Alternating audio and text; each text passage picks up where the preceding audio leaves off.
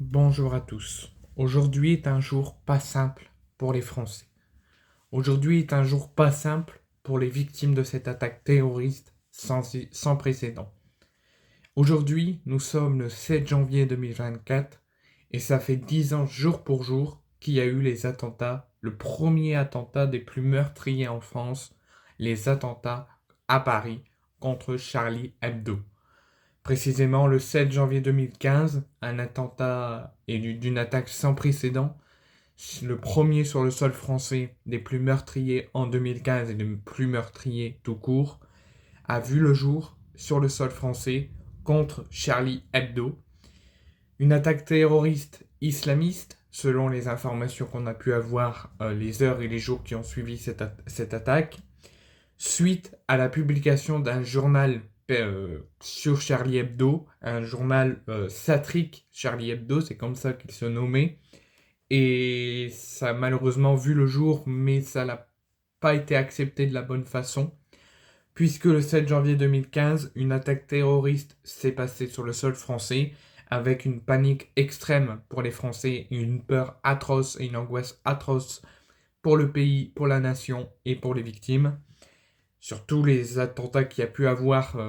ces dernières années, dont j'en ai plusieurs en tête, l'attaque à Nice, l'attentat au Bataclan et au Stade de France, l'attentat contre Charlie Hebdo, et j'en passe, celui-là a amené à d'autres attentats encore plus meurtriers.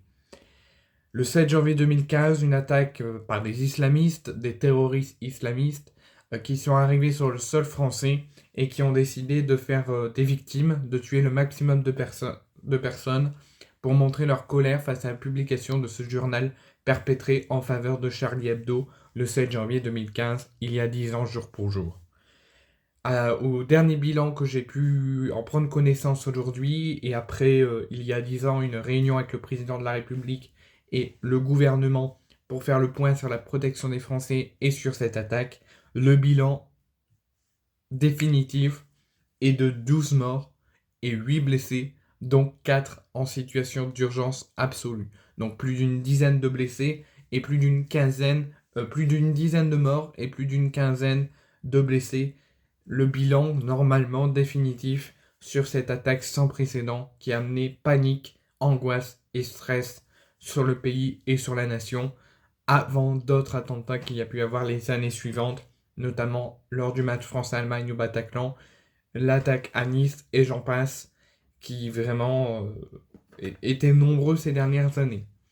Donc je souhaite bien évidemment toutes mes condoléances aux victimes, toutes mes condoléances aux familles des victimes de cette attaque d'il y a 10 ans, tout mon soutien, mon courage et ma fraternité française avec les blessés et aussi potentiellement les traumatisés de cette